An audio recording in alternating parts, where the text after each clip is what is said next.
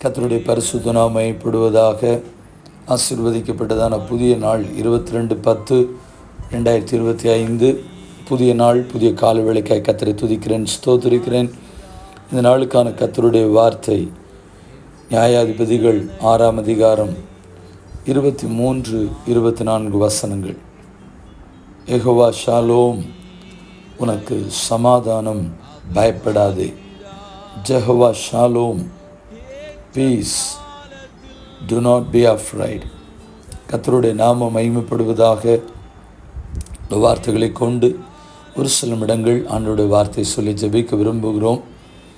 இன்றைக்கு குடும்பங்களுக்கிடையே சமாதானம் இல்லை, பெற்றோர் பிள்ளைகளுக்கிடையே சமாதானம் இல்லை, கணவன் மனைவிக்கிடையே சமாதானம் இல்லை, மாமனார் மருமகனுக்கிடையே, மாமியார் மருமகளுக்கிடையே சமாதான சீர்குலைவுகள் இன்றைக்கு காணப்படுகிறது.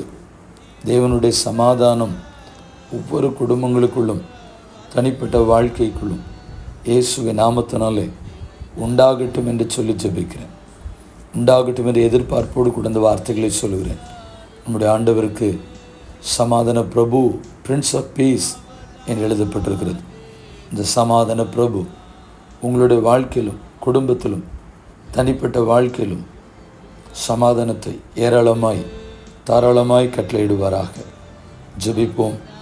பரிசுத்தமுள்ள நல்ல தேவனே, இந்த ஆசீர்வதிக்கப்பட்டதான புதிய நாள் காலவேளைக்காக நன்றி செலுத்துகிறோம்.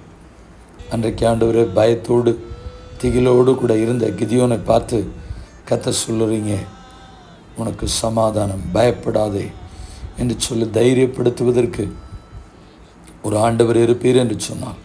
இந்த ஜெபத்தை என்னோடு இணைந்து செய்கிற யாராக இருந்தாலும் சரி, சிறு பிள்ளைகள், பெரியவர்கள், வாலிபர்கள், நடுத்தர வயதில் இருக்கிறவர்கள், ஒவ்வொரு தேவ பிள்ளைகளுக்கும் இயேசுடைய சமாதானம் நிறைவாய் ஏராளமாய் தாராளமாய் கிடைப்பதாக என்று சொல்லி பிதா குமாரன் பரிசுத்தாவின் நாமத்தினாலே ஜெபித்து ஜெபத்தை ஏறெடுக்கிறோம்.